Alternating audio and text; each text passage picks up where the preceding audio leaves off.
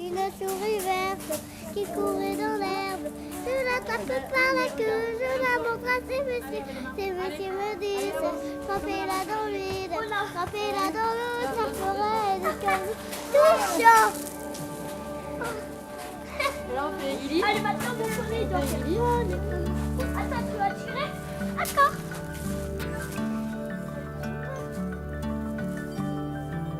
D'aussi loin que je me souvienne, je les ai toujours entendus, ces cris, ces bruits d'enfants, ces sons de la vie.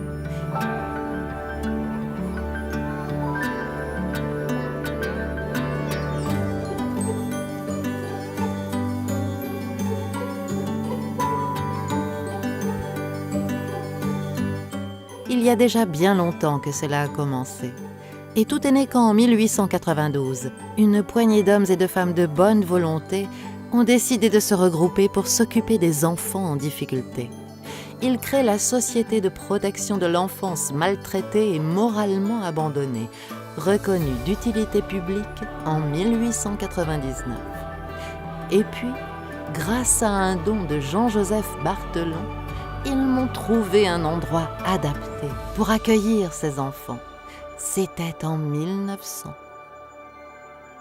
Je crois pouvoir dire que l'association a bénéficié d'une prise de conscience très humaine. C'est une véritable prise de conscience en fait de deux veuves, les veuves Pesson et Barthelon, qui ont décidé de faire un legs pour donner à l'association, la Société de protection de l'enfance, la possibilité d'œuvrer concrètement dans des locaux dignes de ce nom. On a fait ce choix de maintien en milieu urbain et on s'aperçoit tous les jours au quotidien, les éducateurs nous le disent, que les jeunes en fait apprécient cette proximité de la ville, des transports, des écoles, la possibilité de prendre le bus, de véritablement vivre au sein de la cité.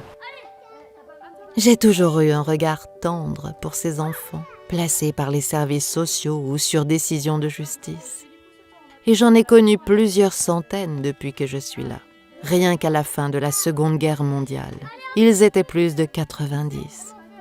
Par petits groupes, je les ai vus grandir, réapprendre à vivre, penser les blessures qu'ils avaient subies, entourés par une équipe éducative professionnelle et disponible. Nous travaillons dans un cadre qui est le cadre de la protection de l'enfance, et ce cadre de la protection de l'enfance œuvre dans le champ de l'enfant en difficulté ou en danger dans son milieu familial. Au début du XXe siècle, nous accueillons dans ce type d'établissement des enfants qui avaient comme profil barre de parents, essentiellement. Aujourd'hui, ce public d'enfants n'existe plus. Nous avons des enfants qui ont un papa, une maman, avec des difficultés particulières qui nécessitent que l'enfant ne puisse pas vivre de manière permanente avec eux au domicile.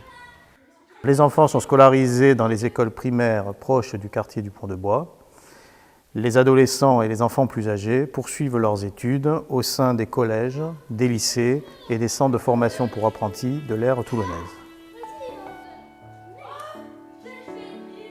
Aujourd'hui, je reçois plus de 70 enfants, des mineurs à partir de 3 ans, mais aussi des majeurs, des garçons et des filles. Jusqu'en 2009, l'institution n'accueillait que des garçons âgés de 3 ans avec dérogation à 21 ans.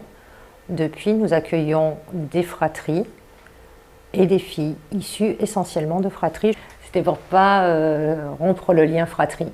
Les enfants placés sont déjà séparés de leurs parents. Et jusqu'à maintenant, lorsqu'on accueillait des jeunes à Barthelon, on est obligé de prendre que les garçons et les filles étaient placées sur d'autres structures. Alors, il a fallu que l'équipe construise, me rénove, m'adapte, m'améliore, imagine l'avenir, pour que je puisse parfaitement remplir ma mission. L'histoire, en réalité, consistait à aménager des plateaux dans lesquels on avait des dortoirs. Donc les enfants étaient tous mélangés dans ces dortoirs, avec des sanitaires qui étaient regroupés à certains endroits. Et l'évolution de la pédagogie et de la prise en compte des besoins spécifiques des enfants dans le temps a fait qu'on a scindé ces dortoirs en plusieurs sous-groupes. Ces microstructures, elles ont pour but de recréer une ambiance familiale et un regard, toujours dans le sens d'un regard bienveillant vis-à-vis des enfants pour les aider dans leur évolution personnelle. L'idée étant de supprimer cette espèce de concept de structure un petit peu trop importante qui était impersonnelle. Ici, tout est prétexte à apprendre, parce que l'éducation se partage. Vous ne le savez peut-être pas, c'est ma devise, c'est surtout ma raison d'être. Au niveau des activités, il y a toujours un objectif éducatif derrière, que ce soit le vélo, la dynamique de groupe. On essaye de travailler à chaque fois un point bien précis, ou selon l'enfant que l'on accompagne, ou selon le groupe, la disposition du groupe. Alors, on apprend sur un bateau. Quelle belle idée de faire partager ces valeurs de la navigation et la découverte de la mer aux enfants. Et puis, on apprend aussi en cuisine. Parce que ce n'est pas rien de transformer les aliments, leur donner du goût et le partager avec les autres. Ça leur permet de ressentir qu'ils peuvent être utiles, qu'ils peuvent faire des choses agréables et sympathiques. C'est une mise en valeur qui parfois qu'ils ne soupçonnent pas. Et de ce fait, ils reprennent confiance en eux et ils peuvent se projeter un petit peu plus vers l'avenir. Apprendre à vivre ensemble, apprendre à se confronter à la vie, apprendre dans le respect de l'autre, apprendre à grandir, avec comme objectif la réinsertion dans le milieu familial. Nous avons le devoir, hérité des fondateurs, mais également des gens qui ont tout fait pour qu'il y ait une implantation réelle de l'association, je pense aux donateurs, à travers les années. Nous avons le devoir de continuer à faire sens. Et faire sens aujourd'hui, ça veut dire accompagner, mais également se tourner vers l'extérieur, travailler comme nous le faisons avec des associations du même type que la nôtre, qui sont dans le cadre de l'action sociale pour l'enfance, mais également vers le monde culturel et sportif. Et puis, nous avons d'autres projets qui suivent la vie des bâtiments.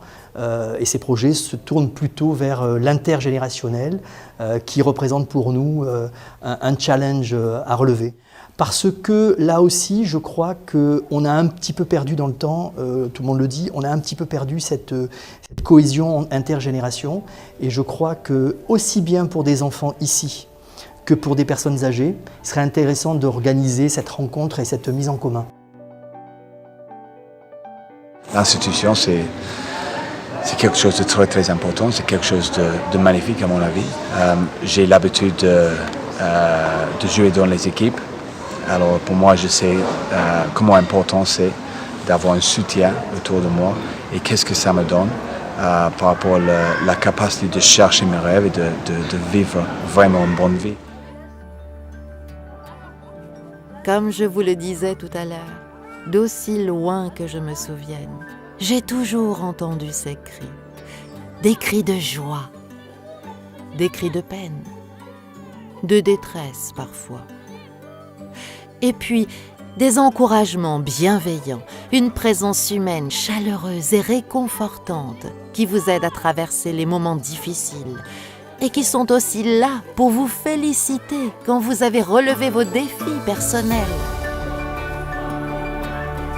Des sons, des voix, des visages, des souvenirs.